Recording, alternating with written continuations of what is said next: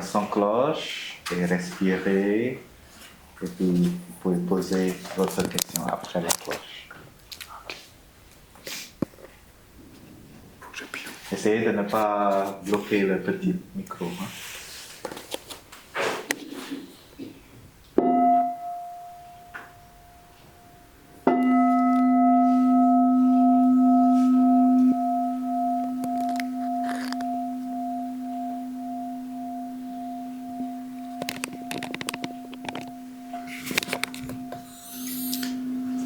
Voici la première question.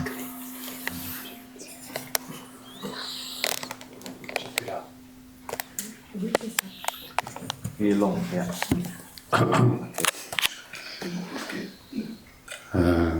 Cher Thaï, cher Sangha, cher sœur Yakmin, cher frère Fabiu, cher frère Baotan, comment commencer? Depuis de nombreuses années, on va dire plus d'une cinquantaine d'années, je vis comme une espèce de mendiant de l'amour, de l'approbation, du regard des autres, de l'attention. Ça a commencé tout petit dans ma famille. Alors j'ai appris à plaire, à faire le clown, et puis je me suis oublié. J'ai oublié qui j'étais. J'ai oublié le petit garçon malheureux aussi. Et puis en grandissant, j'ai pris des mauvaises habitudes. Et maintenant, ça pollue.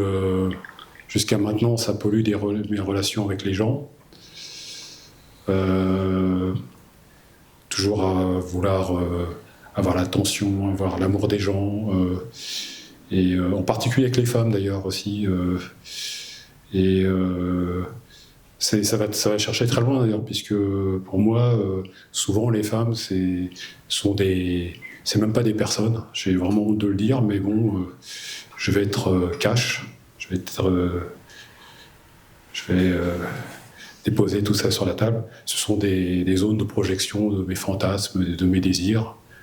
Et bon, je sais d'où ça vient. C'est le petit garçon qui n'a pas reçu l'amour de ses parents, de sa maman, qui cherche éperdument, de manière impérieuse, l'amour d'une femme.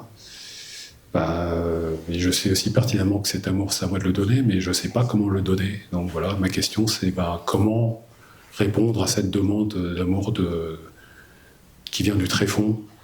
Parce qu'en fin de compte, cette demande est tellement impérieuse que j'en ai pas le contrôle. Et souvent, quand j'ai des relations avec les gens, c'est le petit enfant qui parle, qui s'exprime, et l'adulte, il est complètement débordé. Donc voilà, ma question, comment faire en sorte de donner cet amour à l'enfant intérieur pour qu'il arrête de demander ailleurs ce que je dois normalement lui donner moi-même. Merci.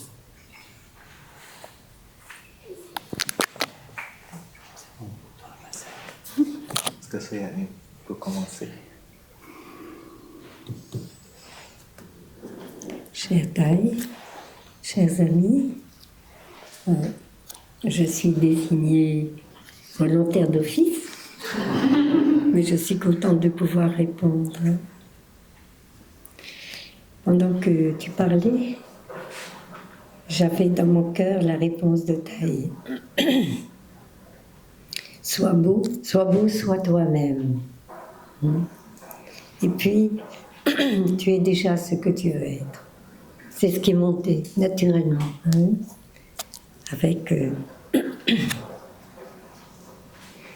l'habitude de notre propre travail. À l'intérieur de nous, nous avons tous cet enfant-là. Il est partout là. Il est très joli, avec ses différents visages, ses différentes expressions de vie.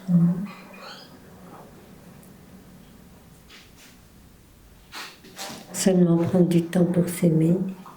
Voilà, je vais passer la recette de notre maître, comme Thaï m'a aidé moi-même à guérir cet enfant intérieur. Thaï m'a proposé d'avoir une petite fille, moi-même, enfant, mais très petite, 3-4 ans à peu près. dans le lit quand je me réveille le matin. Alors je me réveillais, Taï me disait, elle est là, elle est couchée à côté de vous, elle dort encore. Vous allez vous réveiller et puis lui parler. Et lui dire alors, ma petite chérie, est-ce que tu as bien dormi? Et la garder ainsi avec moi 24 heures sur 24. Dès que j'ai une petite minute, cette petite enfant est là. Quoi que je fasse, cet enfant est là. Et c'est vraiment un très grand bonheur. Ce qui m'a été demandé par notre maître, et ce qui est demandé en général par notre maître, c'est ouvrir la porte à cet enfant. Et surtout, bienvenue, bienvenue. Et surtout, ne pas poser d'obstacles à cet enfant. On va laisser nos amis rentrer, on va respirer ensemble. Voilà. Nous avons tous, pratiquement tous, au moins les personnes qui sont adultes ici, ont reçu une éducation avec des règles assez strictes, la vie avec des frères et sœurs, et donc la nécessité de partager. Quelquefois, on a été l'aîné, et puis subrepticement, il y a un petit bonhomme ou une petite bonne femme qui s'est glissé dans notre vie, alors qu'on ne l'attendait pas personnellement. Voilà. Il a fallu apprendre à partager, il a fallu apprendre à ne plus être l'objet du regard exclusif de papa et maman. Je parle pour les aînés. Hein.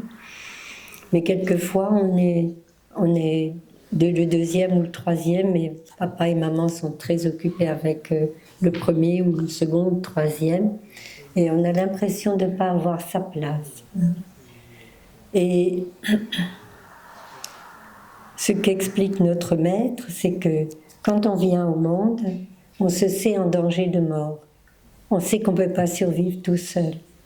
Donc on met en pratique tous les moyens pour attirer l'attention, mais attirer cette attention pour survivre, pour être sûr d'avoir un toit au-dessus de notre tête, pour être sûr de recevoir la nourriture qui nous est nécessaire. Donc il y a en nous, et on bâtit ça pendant les 5 premières années de notre vie. Et c'est là-dessus que nous allons... Bienvenue, bienvenue.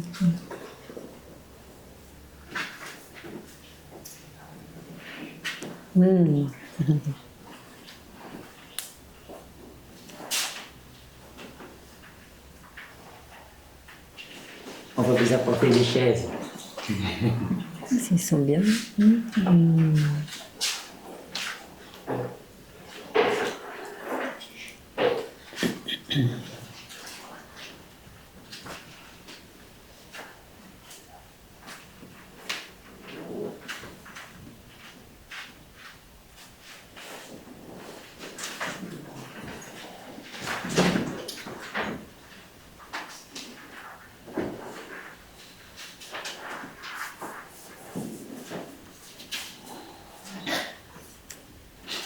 Quand le soleil rentre dans une maison,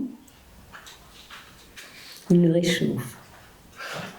Nous avions juste commencé les questions-réponses, et le sujet c'était, au fond de nous, il y a un petit enfant, toujours encore vivant dans l'adulte, et qui attend d'être reconnu par les grandes personnes qui sont autour, et puis par les enfants qui sont autour aussi.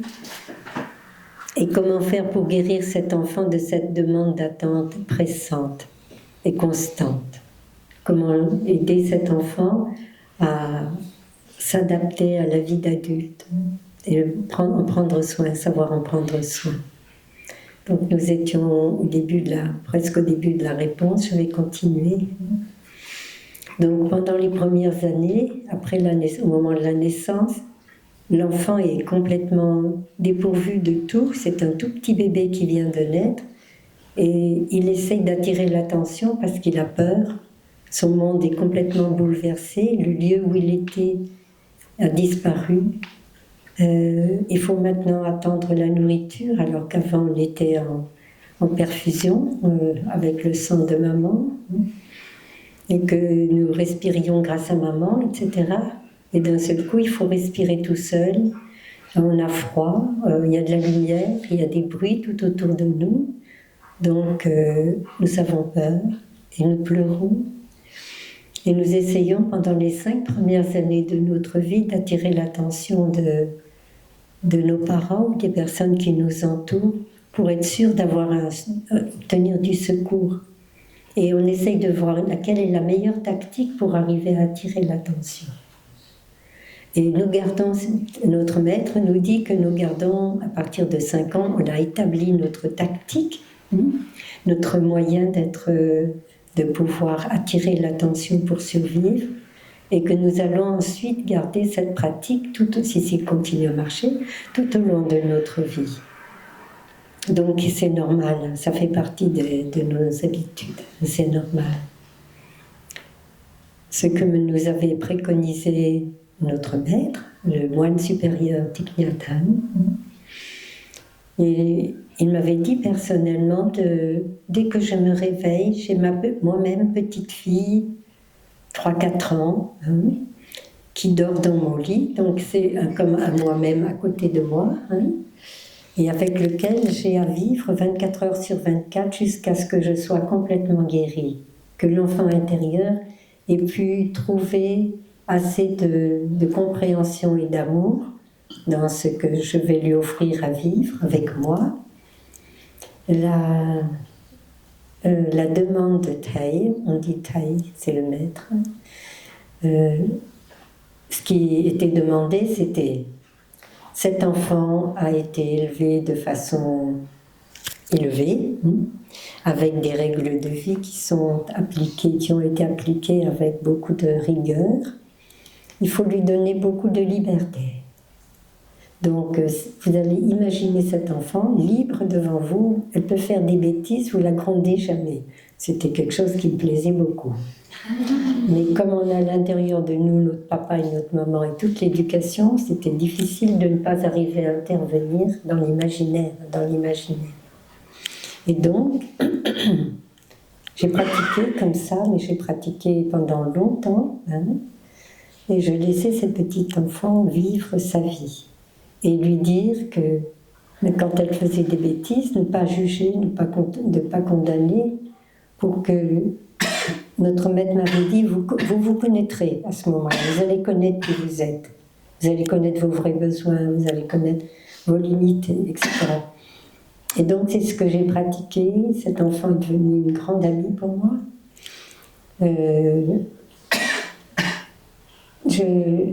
Ça m'a guéri, en fait. Ça a guéri l'enfant intérieur. Et sans aucun jugement, sachant que les attitudes qui étaient des attitudes que je voulais transformer venaient du fait de cette peur originelle, et qu'il y avait eu le désir originel d'être reconnu et aimé qui était né à ce moment-là. Et que donc le but, c'était pas de transformer par la force, mais par la compréhension et l'amour, ce qui est la pratique de notre maître. C'est bon. C'est suffisant. Je pense que la Sangha aussi, c'est un bon moyen de développer d'autres sortes de relations. C'est une relation fraternelle entre pratiquants. Je pense que ça peut aider si tu nourris ce genre de relations dans des retraites ou en dehors des retraites. Ça va pouvoir combler, remplacer. On cultive des relations plus saines, et ça va aider à remplacer les habitudes non saines antérieures. C'est ce que je peux compléter. Merci beaucoup. Voilà.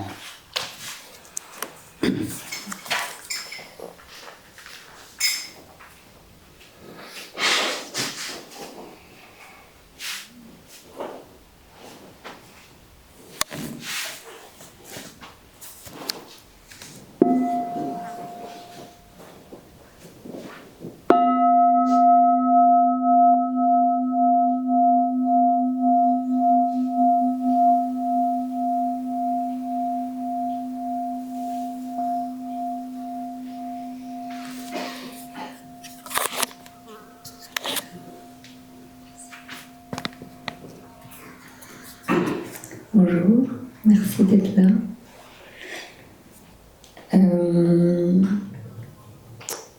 J'ai une question par rapport à mon travail. Je passe beaucoup de temps à faire du théâtre et j'ai en moi parfois quand je joue ou avant un spectacle ou en préparation, je peux avoir une grande vague très haute, une grande peur du regard des autres et spécifiquement de mes confrères et consoeurs de théâtre. J'ai très peur d'échouer, je peux avoir très peur d'échouer devant les autres, surtout dans ce domaine qu'on dirait que j'ai choisi. Et donc ma question c'est, est-ce que vous auriez des aides, des clés sur comment faire face à cette vague?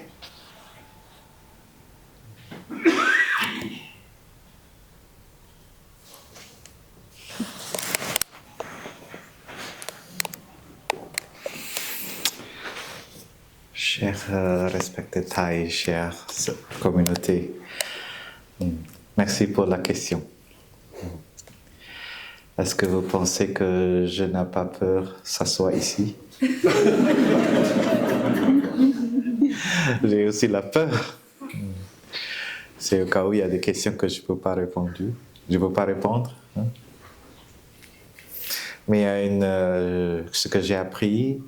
Il y a une chose que j'ai appris et que j'utilise beaucoup jusqu'à aujourd'hui. C'est une phrase que je ne vais pas mourir. Quand j'ai la peur, je me dis je ne vais pas mourir. Parce que la peur, c'est lié avec la mort. On a peur de la mort. Et souvent, quand on ressentit en danger, on sentit manque de la sécurité, on a cette tendance à avoir peur qui sorte de notre conscient. Et pour moi, la première phrase que je évoquais, c'est « je ne vais pas mourir ». Et ça a déjà calmé mon esprit et mon cœur. Je sais que je ne vais pas mourir. Et après, je peux entrer en contact avec la pratique. Donc la pratique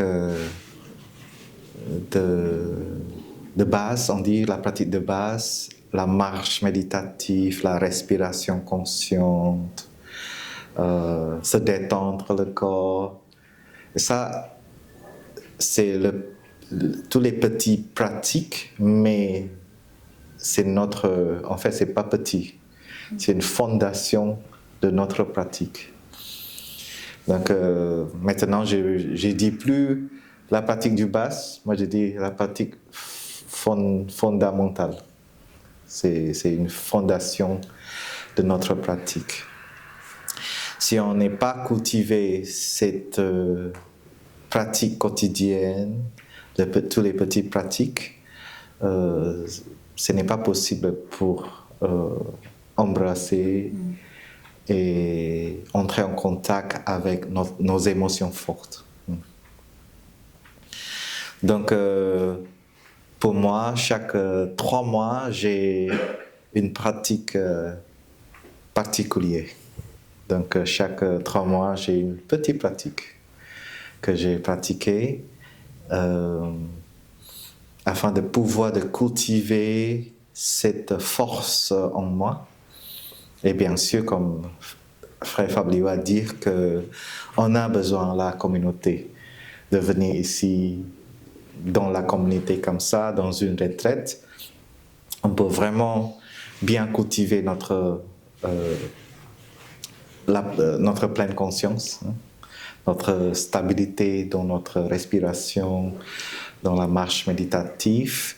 On peut avancer chaque fois qu'on vient dans la retraite, mais dans la journée quotidienne, on doit mettre en pratique aussi une petite pratique ici et là, à la maison, le matin, sourire. J'ai pris 1 mois de pratiquer ça jusqu'à ce que je peux arriver à sourire le matin. C'est difficile parce que chaque matin j'ai oublié. Et j'étais très déçu parce que chaque fois que je me souviens, c'est déjà déjeuner. Ah, ce matin j'ai oublié. Juste un petit pratique comme ça. Et à la fin, moi, j'ai